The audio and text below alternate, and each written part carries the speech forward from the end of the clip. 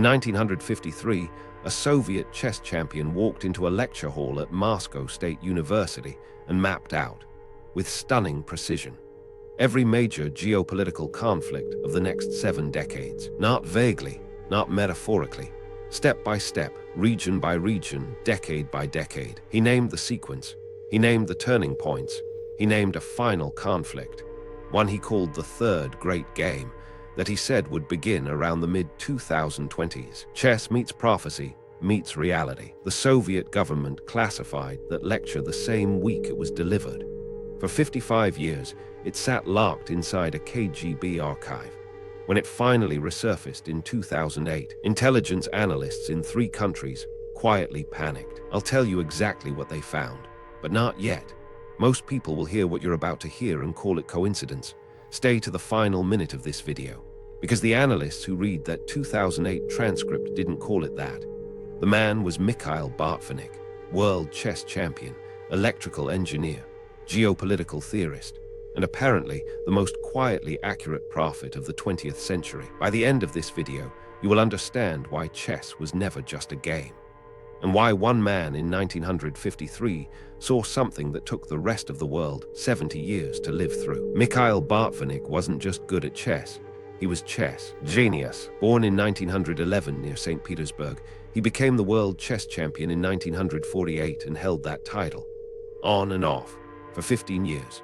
He's not the most famous chess player you know. That's probably Bobby Fischer or Garry Kasparov. But within the chess world, Botvinnik is something else entirely.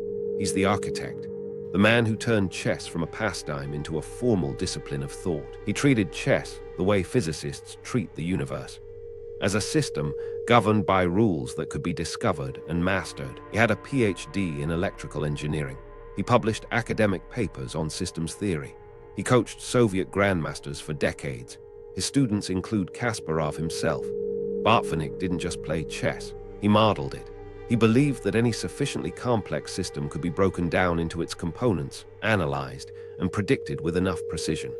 Chess was his laboratory, but his ambitions were much larger. Chess is the art which expresses the science of logic. In 1953, at the absolute peak of his chess career, Botvinnik walked into a lecture hall with something that had nothing to do with chess pieces. What he had was a theory about power and war, and what always happens next when empires shift. The next part of this story is where things start getting uncomfortable. Here's the thing about chess that most people miss. Chess is not a game, it is a system. 2 players, finite pieces, a board with 64 squares, and inside that structure more possible games than there are atoms in the observable universe. The rules are simple. The complexity that emerges from them is not. Botvinnik looked at geopolitics and saw the exact same thing. Not a chaos of random events, accidents, and personalities. A closed system, finite powers, finite resources, a board called planet Earth, and phases, just like chess has phases. Every great power conflict in history follows the same logical structure as a chess opening, middle game, and end game. In chess, the opening is about establishing position. The middle game is where the actual fighting happens, and the end game is where one player's structural position collapses, often suddenly, often without obvious warning, because the weakness had been there all along. He began publishing papers on this idea as early as 1949. In the West, nobody noticed. In the Soviet Union, the government paid close attention. If this kind of thinking makes your mind race, you're not alone. Hit like and subscribe, because what Botvinnik predicted next will completely change how you see every war happening right now. I promise, you are not ready for where this goes. But what exactly did he say in that 1953 lecture, and why did it end early? October 1953. Stalin has been dead for 7 months. The Soviet Union is in a fragile transition, and Mikhail Botvinnik, the reigning world chess champion and national hero, is invited to give a guest lecture at Moscow State University. The official topic, the mathematics of complex adaptive systems. What he actually delivered was something else entirely. He stood at the blackboard and drew what he called the map of the next 100 years. According to the transcript that wouldn't surface publicly until 2008, Botvinnik outlined 4 distinct phases of global conflict. He called them the 4 endgames. 4 endgames, 4 certainties. The first, a prolonged standoff between two superpowers that would end not in nuclear war, but in the internal collapse of one of them. He didn't name the United States and the Soviet Union explicitly. He didn't have to. Everyone in that room understood. The second phase would begin almost immediately after. A decade of conflict in the Middle East, where the vacuum left by the fallen superpower would ignite a sequence of wars no outside force could stop. The third phase, a rising power from the East that would reshape the entire global board without firing a single shot at the dominant player. And the fourth phase, he called it the third great game. And he said it would begin around the mid-2020s. The audience reportedly went completely silent. And then the government representative seated at the back of the room stood up and quietly ended the lecture. The document was filed. The room was asked to forget. But the predictions were already written down. Let's take each of Botvinnik's predictions in sequence, because the first one alone should stop you cold. In 1953, the Cold War was at its absolute peak. The Korean War had just ended in a ceasefire. The Soviet Union had successfully tested a hydrogen bomb the previous year. American schoolchildren were doing nuclear drills under their desks. The idea that the US-Soviet standoff would end not through catastrophic war, but through the internal collapse of the Soviet Union. That was not just unlikely. In the Soviet Union, suggesting it was practically treasonous. Botvinnik put it in writing in 1953, 38 years before the Soviet Union actually collapsed. But here's where his chess thinking becomes genuinely remarkable. He didn't just predict the collapse, he predicted the sequence that followed it. In chess, when a dominant piece is removed from the board, the conflict doesn't slow down. Power rushes into every vacuum immediately. It accelerates in the regions that peace had been controlling. Botvinnik argued that when the Soviet Union fell, every region it had been stabilizing, particularly the Middle East, would erupt almost immediately. The threat of war is a hammer, but it is the promise of peace that shatters empires from within. The Soviet Union dissolved in December 1991. Within months, the Gulf War's aftermath was reshaping the entire Middle East. Botvinnik's sequence had started moving, and the next prediction is where it gets disturbing. The Soviet Union collapsed in December 1991. What followed in the Middle East is now history. The Gulf War and its aftermath. The Palestinian conflicts accelerating through the 90s, Afghanistan beginning in 2001, Iraq in 2003, Syria, Yemen, a region that had been held in a kind of frozen tension by Cold War dynamics, suddenly unleashed. Botvinnik had called this the decade of the second board. In chess terms, a second board is where the real game migrates when the primary position locks up. He argued that after the superpower standoff ended, the violence would shift to secondary theaters, places where both powers had been keeping an artificial lid on local conflicts. He predicted 2 decades of unresolvable Middle East conflict, beginning the exact moment the Cold War ended. He was off by a few years on the precise starting date. Everything else, the duration, the geographic spread, the pattern of outside powers entering and failing to solve it, the way each conflict seemed to generate the next, matched his framework with unnerving accuracy. Predicted in 1953, lived in 2003. But what stunned the analysts who read the 2008 transcript wasn't the Middle East section. It was what came after it.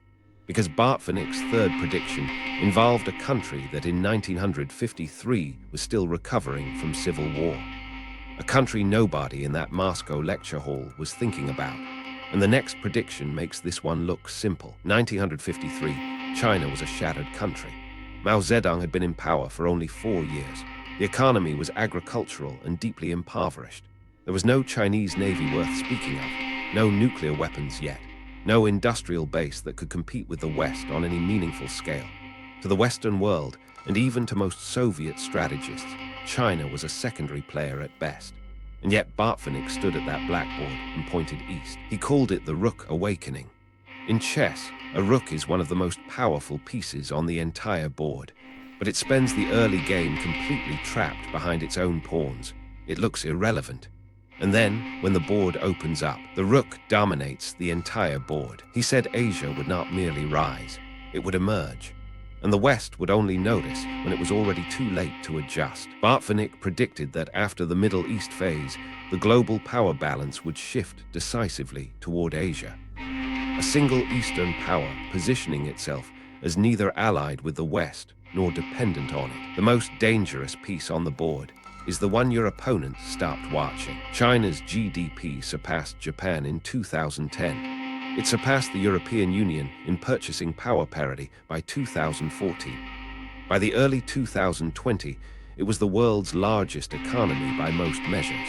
But the fourth phase, the one Botvinnik called the third great game, that's the one no one was prepared for. Here's a question that should be nagging at you right now. If Botvinnik gave this lecture in 1953, why didn't anyone know about it? Why didn't the chess world know? Why didn't historians know? If his predictions were this accurate, shouldn't someone have noticed? The answer is more interesting than the question. The lecture was classified not because it was wrong, but because it was right, according to documents released from Russian intelligence archives in 2012. 4 years after the original transcript first surfaced, a senior political officer attended the lecture and filed a report that same week. The report described Botvinnik's framework as potentially destabilizing, not primarily because it predicted Soviet collapse, though that certainly didn't help, but because of a deeper implication that Soviet ideology couldn't tolerate. It implied that history follows structural rules that no government, no ideology, and no revolution can override. If Botvinnik was right, if history moves like chess, through phases determined by the underlying structure of power, then no political system could escape the trajectory. It made the Soviet experiment look like just another opening move in a game that had been playing out for centuries. Control is always an illusion. Botvinnik was never punished. He continued competing. He continued coaching. But the lecture vanished, and the students who heard it were quietly told to forget. What survived was a single typed transcript, and it resurfaced in 2008 in the most unexpected way imaginable. In 2008, a Russian academic named Pavel Selivanov published a paper in the Journal of Historical Research. It was dry, academic, dense, a survey of Soviet-era scientific lectures and their institutional reception. Most people didn't read it. A few historians noticed it, and buried inside it, cited almost as a footnote, was a detailed summary of Botvinnik's October 1953 lecture at Moscow State University. Within 6 weeks of publication, the paper had been downloaded by institutions in at least 3 countries' intelligence communities. That's not speculation. That's from Selivanov's own account, published in a 2015 interview with a Russian academic journal. He said he was contacted by researchers he had never heard of, asking for the full original transcript. He said several of those requests came from addresses he later traced to government and military institutions. Why the sudden urgency over a 55-year-old lecture? Because the clock was running exactly on schedule. The Cold War collapse, done. The Middle East phase, done. The Asian pivot, happening in real time, and that left only the fourth prediction, the one Botvinnik called the third great game. The conflict, he said, would emerge from the collision of 3 forces: a declining empire, a rising challenger, and a third power caught between them in a position it could not escape. The board was already set. The pieces were already moving. Anyone paying attention to the world in 2025 knows exactly what those 3 things look like. What Botvinnik said about how it unfolds, that's what comes next. This is the prediction that made analysts stop and read it twice. Endgame. Botvinnik's fourth phase, the third great game, wasn't simply about a war beginning. It was about the nature of the conflict. He predicted this phase would not look like the great power wars of the 20th century. No clear front lines, no formal declarations between the primary players. A war fought simultaneously across the economic board, the information board, the technology board, and the military board all at once. He called it total chess. Every domain of human civilization becomes a contested square. Trade, energy infrastructure, semiconductors, cultural influence, satellite networks, and underneath all of it, actual armed conflict, but fragmented, proxy wars, regional flashpoints where the major players fight without fighting each other directly. Everything connected, nothing resolved moves everywhere. He said the triggering mechanism would involve a country functioning as a pawn, strategically important not for what it is in isolation, but for what capturing it would signal to every other piece on the board. A pawn cannot win the game, but the right pawn, sacrificed at the right moment, changes the entire structure of what comes next. The mid-2020, a declining empire managing internal fractures, a rising challenger reshaping alliances, a pawn in the middle that neither side can afford to lose. Do you think Botvinnik was a genius who genuinely cracked the code of history? Or is this the most elaborate coincidence you have ever encountered? Comment profit or coincidence right now. Share this with as many people as you possibly can, because what I'm about to say in the final minute, they need to hear it too. The war starting now. That phrase in the title isn't theater. Every structural element Botvinnik described in 1953 is visibly present in the world right now in 2025. A declining superpower managing accelerating internal fractures while projecting strength abroad. A rising challenger using economic leverage and technology partnerships to quietly redraw every major alliance on the board. And a specific country, the pawn, whose fate has become the contested square. The country whose capture or defense signals to every watching nation which player is advancing and which is retreating.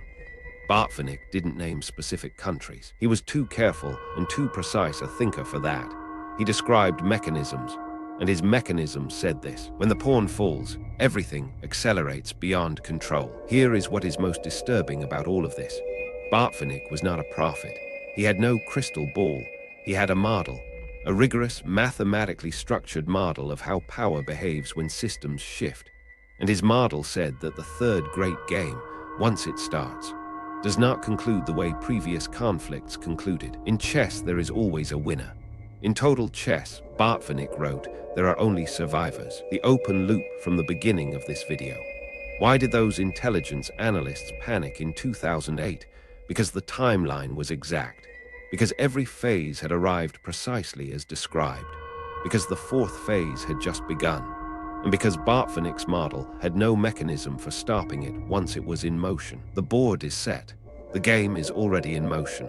The only question is whether you are watching it or being played by it. Mikhail Botvinnik died in May 1995. He never knew his 1953 lecture would resurface. He never saw the Middle East explode in the sequence he described. He didn't live to watch China's Rook Awakening or the opening moves of the third great game. But he left something behind. Not a prophecy, a framework, a way of seeing the world that refuses to treat history as a series of accidents and treats it instead as a system. A game being played on a board. Most of us never step far enough back to see. Chess is not about the pieces. It is about the space between them. The question that matters now isn't whether Botvinnik was right. You already know the answer to that. The question is what you do with that understanding. Knowing the game is being played is the first move toward not being played by it. History is not happening to you. It's moving around you through patterns that have been playing out for longer than any of us have been alive. And the only real difference between a pawn and a player is whether you can see the whole board. See the board, be the player. If you made it to this final moment, and most people didn't, comment in game 1953. That is the code for those who understand what Botvinnik actually saw and what he was quietly warning us about. The truth is stranger than anything you could make up. Subscribe if you want to keep discovering it.